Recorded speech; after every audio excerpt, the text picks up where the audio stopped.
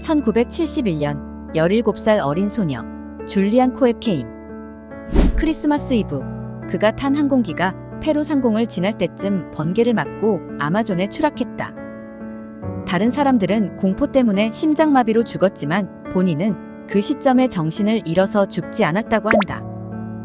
그러다 아마존 수풀이 속도를 줄여주다 시트가 나무에 걸리면서 기적적으로 살아났다. 살아났지만 아무것도 없는 상태에서 울창한 아마존 숲을 빠져나가야 하는 문제에 부딪혔다.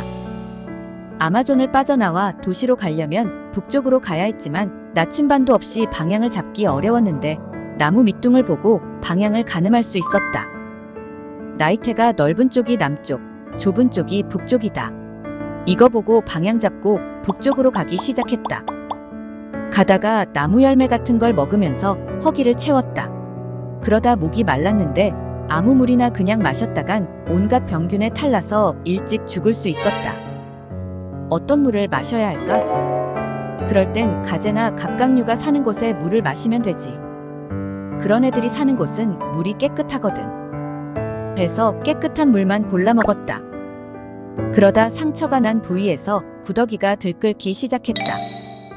다행히 아무도 안 사는 오두막집에서 석유통을 발견했는데 상처 부위에 석유를 뿌리면 소독이 된다. 석유통에 남은 소량의 석유를 상처 부위에 뿌려서 위기를 넘겼다. 그렇게 겨우겨우 힘들게 북쪽으로 계속해서 나아가다 하늘에서 새떼를 발견했다. 새떼가 있는 곳은 강가가 있다는 증거다. 강가를 따라가다 보면 사람들이 있는 마을이 나오기 마련. 하지만 강가를 따라가다가 너무 지쳐 기절해버렸다. 잠시 후 다행히 나무하러 온 사람에 의해 발견되어 살아났다. 진짜 강가 근처에 작은 마을이 있던 것이다. 그리하여 이분은 지금은 박물관에서 근무하면서 잘 살고 계신다고 한다. 살아난 과정이 워낙 엄청났던지라 그때 일을 소재로 다큐 하나랑 영화 하나 나오고 당시 큰 화제가 되었다.